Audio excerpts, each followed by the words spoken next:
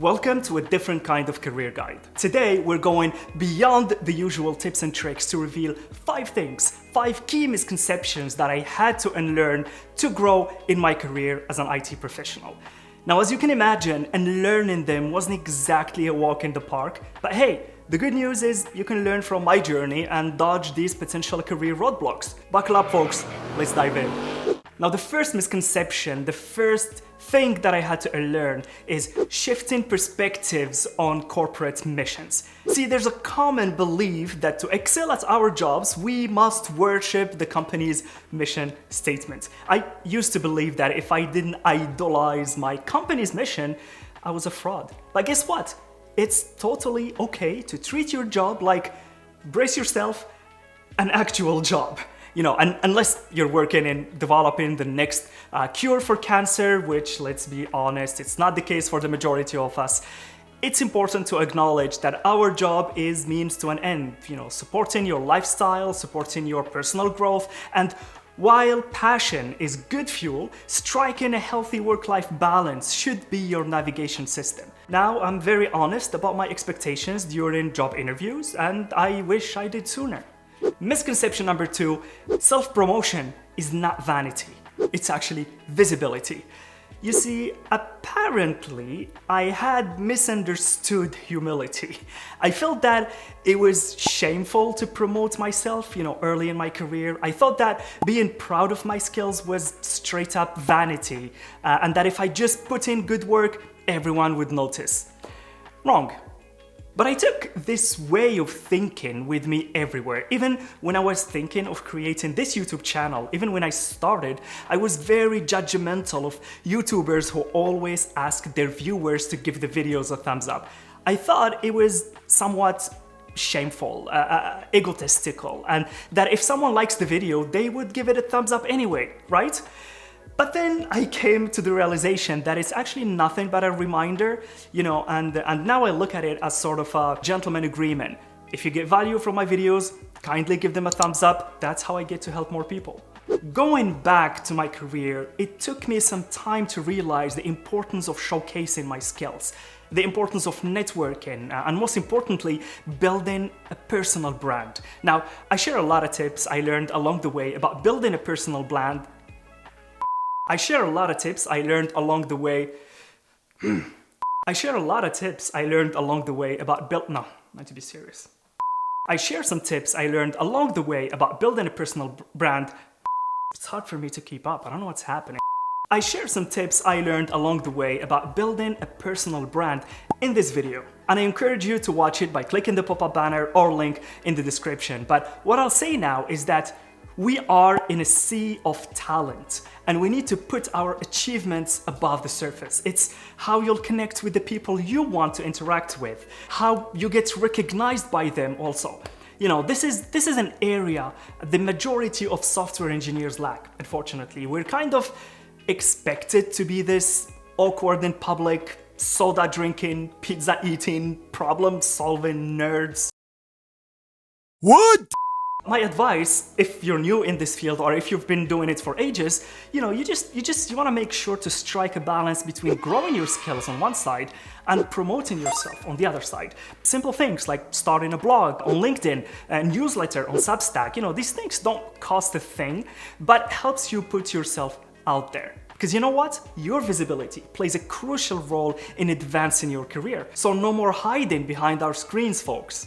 Let's move to the third one, the hard truth about working harder. Because we're left to believe that the harder we work, the more we will grow. Remember the age-old motto, work hard, reap rewards? Well, in my humble opinion, it's somewhat flawed. Hard work without strategic direction is like spinning in a hamster wheel. It turns out smart work makes a difference. Who knew, right? So it's essential to set clear goals. It's essential to prioritize tasks efficiently and allocate time to improve your skills through continuous learning, professional growth opportunities, because otherwise you're just burning the candle from both ends. let me share an all too familiar story.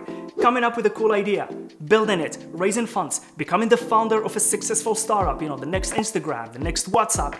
This is something I myself tried many times before, thinking this is the only way I can make use of my skills outside my full-time job. But then I thought, what can I try that I never tried before and still leverage my skills? That's how my YouTube channel and the courses I teach at the Win the Cloud community came to be. I treat my channel as a business and I truly consider myself a founder building a startup. There's opportunity, there are competitors and partners, there's market pressures. Publishing a new video is like releasing a new version of an app with bug fixes and feedback implemented. My point is, this only happened because I took some time to reflect on my passions to create my personal definition of success, not the one Silicon Valley imprinted on all of us. And turned out, I always wanted to teach. I might not be the best at it, well, I'm definitely not the best at it, but I get to try. Here's something I learned from Tim Ferriss's Tribe of Mentors book. When starting something that seems hard, ask yourself, what would this look like if it was easy? Worth a shot. And to number 5, embrace change and adapt. Now, reinventing yourself once in a while is something we're very big on in this channel. I've shared numerous life stories in various videos about how I transitioned to the various roles I've occupied in my career, the last one being going from doing solutions architecture for the last 7 years to starting infrastructure architecture just recently. So my 5th important realization had to be understanding the value of being adaptable. Because in my early career, I held on to my ways, my comfort zone, as we like to call it, resisting the winds of change, either out of fear, stubbornness, or simply because I thought my current knowledge was enough, or just maybe I had a bad manager that just wanted to keep me there because I had an important role to play for the projects and they didn't have any consideration for my personal growth. Big mistake. In our field, adaptation isn't just about learning the latest programming language or the latest cloud solution. It also equates to adjusting your approach to problems and your communication dynamics. For instance, the ongoing shift towards remote work due to the pandemic has forced many of us to adapt to new modes of collaboration. But it's also an opportunity. I was only able to start this channel, by the way, repurposing commute time to making videos. I started during the peak of the pandemic. So let's strive to be more like the technology we love, evolving, adapting, and improving. The ability to adjust will not only make you a better professional, but it will also prepare you to handle the uncertainties that come along your career path. Now remember, change is the only constant in life and in coding. So bringing it all together, remember to work smart, promote yourself, strike a healthy work-life balance, define your own success, and be open to change and adaptation.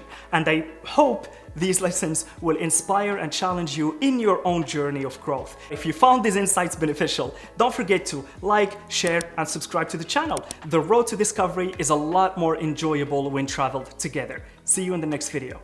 Peace out.